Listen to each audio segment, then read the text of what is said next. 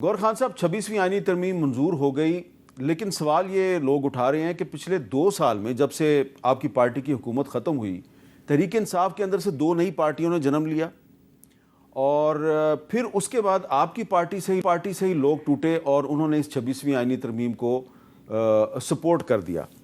کیا یہ تحریک انصاف کے اوپر ایک بہت بڑا سوال کھڑا نہیں ہوتا کہ اس نے یہ جو اس سال فروری میں الیکشن ہوا اس میں صحیح لوگوں کو ٹکٹ نہیں دیے، صحیح لوگوں کو سپورٹ نہیں کیا؟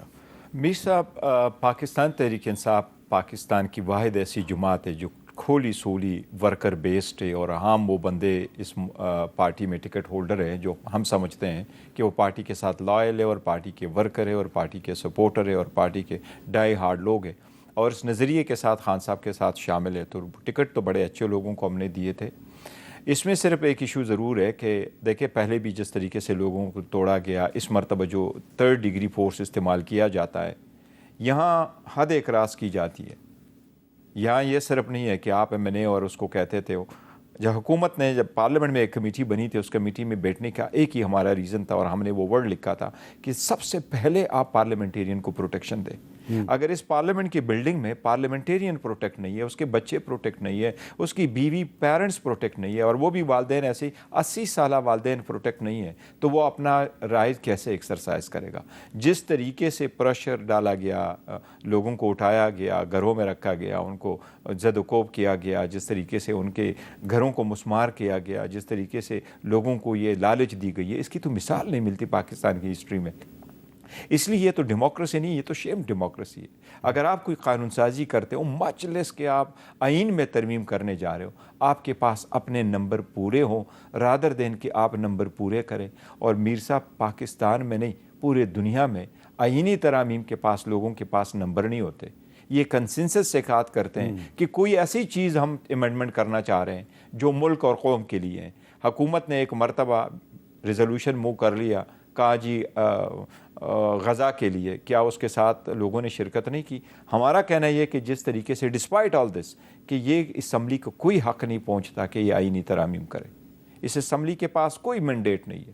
یہ جو کمیٹی بنی تھی پارلیمنٹ کی، اس کے پاس کوئی مینڈیٹ نہیں تھا کہ آپ آئینی مسودہ دیکھیں، آلدو وہ مسودہ کسی نے دیکھا نہیں، لیکن ان سب چیزوں کے باوجود لوگوں کو توڑنا، لوگوں کو اٹھانا، پھر ترمیم کرنا۔ بیرسٹر صاحب، اور ایک ووٹ سے یہ اس قومی اسمبلی کی ریزرو سیٹیں جو ہیں وہ ابھی تک پوری نہیں ہیں۔ جی بالکل، ریزرو سیٹیں خالی ہیں۔ ہاں، سینٹ میں KPK کے جو سیٹیں ہیں وہ بھی خالی ہیں۔ بالکل۔ اس کے باوجود جب یہ کمیٹی بنی آئینی ترمیم کے لیے، تو کمیٹی کی میٹنگز میں آپ لوگ جاتے رہے، تو آپ نے ایک نامکمل پارلیمنٹ میں جو ایک آئینی ترمیم کا پروسیس شروع ہوا، آپ اس کا حصہ کیوں بنے؟ اچھا، اس کی یہ بڑی اچھا کوسچن ہے۔ یہ جس وقت پارلیمنٹ کی یہ کمیٹی پروپوز ہو رہی تھی، اس سے پہلے عمر ایوب خان صاحب نے یہ پروپوزل سبمٹ کر لیا تھا، اور ہم چاہ رہے تھے کہ کوئی ایسی اسپیشل کمیٹی بنے by resolution of the assembly جو پارلیمنٹیرین کو پروٹیکشن دے، اس لیے اس میں یہ لفظ تھا۔ تو یہ پارلیمنٹ کی کمیٹی تھی، اور ہماری پہلے جو پوائنٹ ہوئی تھی کہ کسی کا پتہ ہی نہیں تھا کہ اس کمیٹی میں نا یہ ریزولوشن بھی آئے گا۔ وہ کمیٹی میں جس وقت یہ بل موو ہوتے رہے تو ہم تو بیٹھے تھے پارلیمنٹیرین کے لیے، اور پارلیمنٹ کے ساتھ بیٹھے تھے، حکومت کے ساتھ نہیں، پارلیمنٹ کے بینگ پارلیمنٹیرین وہاں بیٹھے تھے۔ اور جب انہوں نے ڈسکس کیا، ہم نے یہ پوائنٹ اٹھایا کہ آپ کا مینڈیٹ نہیں ہے۔ اب بالکل آپ صحیح فرما رہے ہیں کہ جب آپ کے پاس ریزرو سیٹیں ابھی آنی، سپریم کورٹ کے آرڈر کے مطابق ہماری 22 سیٹیں ابھی قومی اسمبلی میں آنی ہیں، 11 سیٹیں ابھی سینٹ سے نیشنل اسمبلی میں آنی ہے۔ امیر صاحب، آرٹیکل 70 یہ کہہ رہا ہے کہ قانون سازی کیسی ہوگی، آرٹیکل 80 کہہ رہا ہے کہ منی بل پہ قانون سازی کیسی ہوگی، اور آرٹیکل 239 یہ کہہ رہا ہے کہ آئینی ترمیم کیسے ہوگا۔ رولز میں بھی لکھا ہے، رول 156 میں، جب تک فل ہاؤس کمپلیٹ نہ ہو آپ ووٹ نہیں کر سکتے، کیونکہ اس میں لکھا ہے ٹوٹل ممبرشپ کا 2/3 آپ کو چاہیے۔ ابھی تو وہ ٹوٹل ممبرشپ کمپلیٹ نہیں ہے، تو آپ کیسے کہہ سکتے ہیں؟ لیکن یہ بتائیں کہ کچھ آپ کے جو ساتھی تھے وہ آپ کے ساتھ چلنا چاہتے تھے، لیکن آپ کی پارٹی کی لیڈرشپ جو ہے، میں آپ کی بات نہیں کر رہا، کچھ اور جو آپ کے ساتھی ہیں وہ ان کو ساتھ لے کے نہیں چلنا چاہ رہے تھے، اور انہی میں مبارک زیب خان صاحب بھی شامل تھے جو بائی الیکشن میں آپ کی پارٹی جو سنی اتحاد کونسل کے امیدوار کو ہرا کے آئے، وہ آپ کے ساتھ چلنا چاہتے تھے۔ ہمارے پروگرام میں آپ کے ساتھی جنید اکبر صاحب نے ان کے بارے میں کیا بتایا، ذرا سنیں۔ पार्टी ने उसको वेलकम नहीं किया था जब से वो जीत गया मुबारक था ज़ेब को। मुबारक ज़ेब को। आज भी बावजूद उसके कि उसको हमने कबूल नहीं किया, बावजूद उसके कि आज तक मैं ये आपको रिकॉर्ड पे लाना चाहता हूँ कि अभी तक वो हमारी पार्लिमानी कमेटी जो व्हाट्सएप ग्रुप है उसमें नहीं है, अभी तक उसको मीटिंग में नहीं बुलाया जाता है।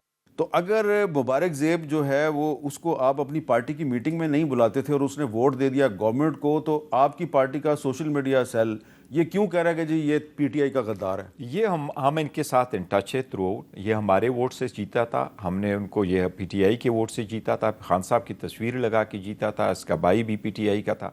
हम ना सिर्फ ये कहना था जिस वक्त ये जीत करके आया हमने उनको कहा जिनको हमने टिकट दिए थे इस पर्पज़ के लिए कि अगर सुन्नी इत्तेहाद कौंसिल का बंदा एक जीत जाए तो हमें रिजर्व सीटें मिलेगी, इसलिए हम वो कोशिश कर रहे थे हम आप और उनको बुला करके आपको ऐलान करवाएंगे। फिर इसने ऐलान भी किया, ये अली अमीन खान से गंडापुर साहब से मिला, उसने 50 करोड़ तक की इनको फंड भी दिए कि आपके इलाके के लिए हम फंड जो दूसरे दे रहे हैं वो आपके थ्रू तो ये करेंगे। शामिल हो गया था तो ये आपके हमारे साथ शामिल हो गया था। अभी जो प्रोग्राम हो रहा था हमारा प्रोटेस्ट इसमें भी आया, उसने वीडियो भी दे दी, खान साहब की तस्वीर भी लगाई, उसने झंडा भी लगाया। In all of a sudden फिर चला जाता है। ये सारे लोग किस तरह उठाए गए, ये हमारे अच्छा, बंदे अब ये हमारे से बताएं कि तुड़वाए कुछ गए। लोग जो कि ना उन्होंने सेनेट में हुकूमत के बिल को सपोर्ट किया, ना कौमी असम्बली में हुकूमत के बिल को सपोर्ट किया, आपकी पार्टी के बहुत से एक्टिव लोग जो हैं वो ये ऐलान करें कि ये गद्दार हैं और उनकी तस्वीरें लगा रहे हैं, उनके नाम ले रहे हैं। और अली अमीन गंडापुर साहब ने भी आज खैबर पख्तूनख्वा असम्बली में तकरीर करते हुए कहा कि बहुत से लोग ऐसे हैं जिन्होंने वोट नहीं दिया लेकिन उन्होंने इमरान खान की खंजर में छुरा घोंपा है। ये कौन लोग हैं? देखिए कुछ ऐसे लोग हैं जिसके साथ हमारे साथ कंटेक्ट नहीं था, उसका नाम अभी हमने फॉर्मल वो नहीं डिस्क्लोज़ किया, लेकिन जो हमारे साथ कंटेक्ट जिनका नहीं था और we are still looking into this कि वो हमारे साथ कंटेक्ट नहीं रखा, उन लोगों को कहाँ रखा गया वगैरह। लेकिन जो 5 बंदे थे जिन्होंने वोट दिया, जिसमें उस्मान है, जिसमें किची है, जिसमें ज़हूर साहब है, जिसमें चौधरी इलियास है, ये हमारी कैंडिडेट थे, हमारे सपोर्ट से होते, खान साहब के वोट से ये लोग जीते थे, ये हमारे साथ उठते बैठते थे, हमारे कैंप के बंदे थे। इनको उठाया गया, लेके गया, पहले भी गायब कराया गया, पहले पंजाब हाउस में रखा गया था, फिर ऑल ऑफ अ सडन ये वापस आया और हमारा इनके साथ राबिता। ज़ैन कुरैशी साहब के साथ राब्ता था आपका? ज़ैन कुरैशी साहब के इनिशियली तो राबिता था, लेकिन उसके फैमिली का उनके साथ राबिता मुनक़ता हुआ है।